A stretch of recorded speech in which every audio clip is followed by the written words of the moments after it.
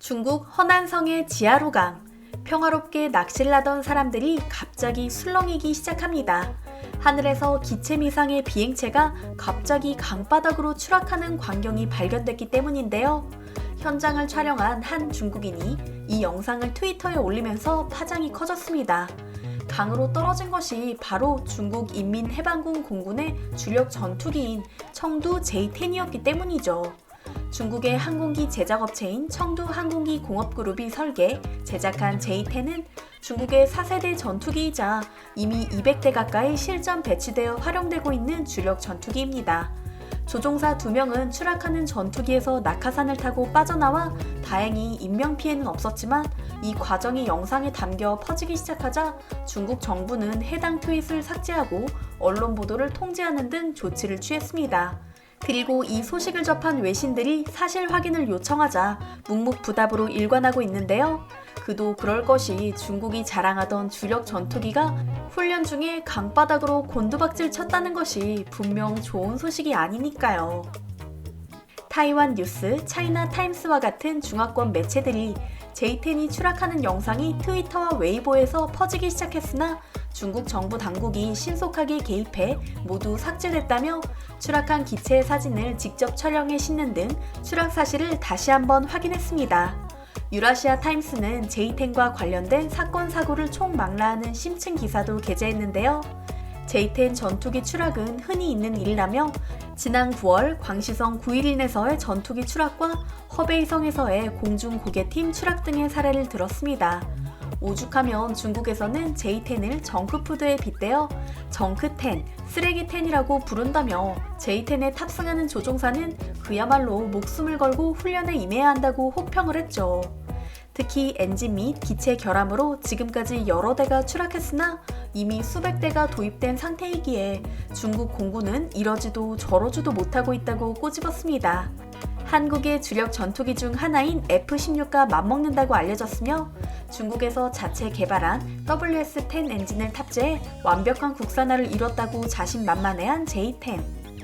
중국의 관영 매체인 황구시보는 J-10이 중국 엔진을 장착한 것은 중국의 기술이 안정적이고 성숙하다는 사실을 보여주는 것은 물론이고 중국의 3.5세대 기체가 완전한 국산화 단계에 들어갔음을 보여준다라며 과시했는데요. J-10의 연이은 추락으로 중국 공군력의 실체가 종이 호랑이에 불과하다는 사실이 밝혀지게 됐습니다. 특히 중국이 자체 개발했다고 주장하는 WS-10 엔진은 실제로는 러시아에서 수입한 Su-27 전투기 엔진의 상당 부분을 차용했으며 마구잡이식 개발로 기술 문제가 심각한 것으로 알려져 있습니다. 엔진 내부 온도가 섭씨 1350도를 넘어가면 갑자기 출력이 떨어진다고 하는데요. 만약 비행 중에 이런 일이 생기면 손 쓸 새도 없이 추락해버리는 것이죠. 이번 추락 사고도 엔진 결함 때문에 발생한 것이 아닌가 추측되는데요. 결국 중국 공군은 엔진에 결함이 있는 죽음의 전투기에 조종사들을 태워 훈련을 진행하고 있는 것입니다. 군사 전문가 사이에서 J-10은 러시아 전투기를 모방하고자 노력했으나 가장 중요한 엔진과 레이더에 결함이 있는 실패작인데다 디자인은 이스라엘 전투기의 카피작에 불과하다는 평가를 받고 있는데요. 주력 전투기로 사용되고 있지만 실제 작전 능력은 단 한 번도 검증되지 않은 미스테리한 전투기라고 불립니다.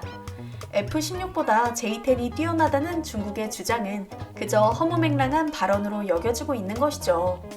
또한 얼마 전 중국 관영 CCTV에 군모형 거리라는 군사 프로그램에서 J-10B 전투기의 기체 청소를 체험하는 장면이 나왔는데요.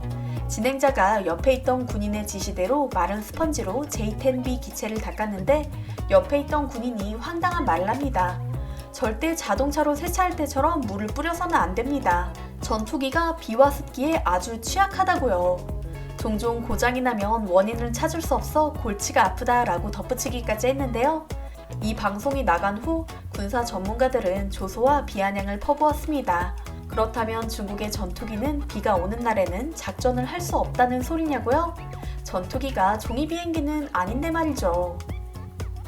주력 전투기라는 기종이 이렇다 보니 중국이 자체 개발했다며 자랑스러워하는 스텔스 전투기 J-20은 보나마나한 수준일 거라는 생각이 들 정도입니다.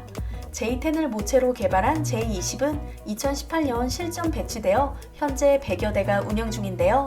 중국 공산당 100주년 기념행사장 상공을 비행하는 등 언론에도 몇 번 노출된 적 있죠. 중국 정부와 언론은 제-20 전투기는 중국의 항공산업의 빠른 발전과 성과를 보여준다며 자부심을 드러내곤 했는데요. 스펙을 자세히 살펴보면 허점이 많다는 것을 단번에 파악할 수 있습니다. 우선 제-20은 길이 20.3m, 폭 12.9m, 높이 45m로 미국의 주력 스텔스기인 F-22나 F-35보다 훨씬 큽니다. 당연히 레이더 반사 면적이 크기 때문에 스텔스 성능이 떨어지고요. 최대 속도가 마 2.2에서 2.4 정도인데 엔진 출력이 턱없이 낮으므로 지속적인 마하 비행이 아예 불가능하죠. 장착된 능동 전자 주사 배열 레이더 성능도 미국의 F-22나 F-35보다 뒤처진 것으로 알려졌는데요. 여기에 실전 경험이 없는 전투기라는 점까지 더해져 무용지물이라는 말이 딱 어울리는 전투기로 손꼽히고 있습니다. 그래서인지 중국산 전투기를 사겠다는 나라는 단 한 곳도 없습니다. 파키스탄이나 이란에 억지로 떠넘기기를 하려고 협상 중이지만 감감무소식이죠. 이처럼 무용지물인 전투기를 개발해놓고 자랑스러워하는 중국과 달리 한국은 차근차근 정석대로 전투기 개발을 진행하고 있습니다.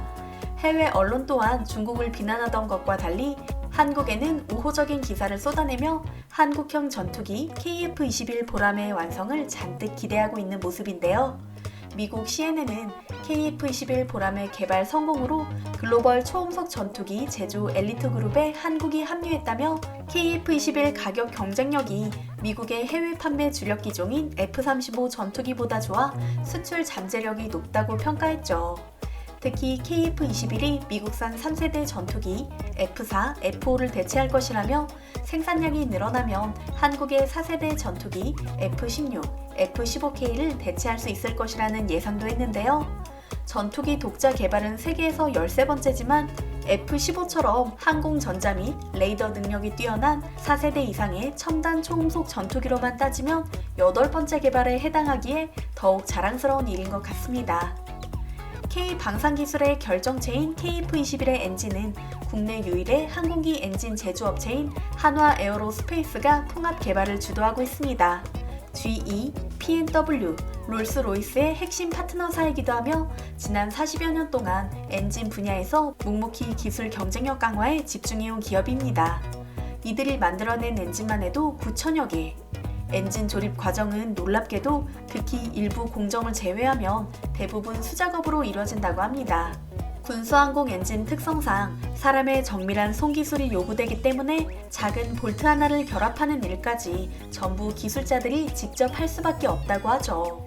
세계 3대 항공 엔진 제작사들도 이처럼 수작업을 진행한다고 합니다. 한화 에어로스페이스의 엔지니어들은 보통 20년 이상, 길게는 30년 이상의 숙련된 장인들로 구성되어 있다고 하는데요. 이 덕분에 세계 최고 수준의 엔진이 탄생할 수 있었다고 합니다. CNN은 KF-21은 항공기 생산에 긴 역사를 갖고 있지 않은 한국이 일궈낸 엄청난 성과라는 호평을 했습니다. 한국의 독자적 기술력이 집약된 KF-21 보람에 창공을 날아오르는 모습을 곧 볼 수 있을 텐데요. 전 세계에서 또 어떤 찬사가 이어질지 기대되는 순간입니다.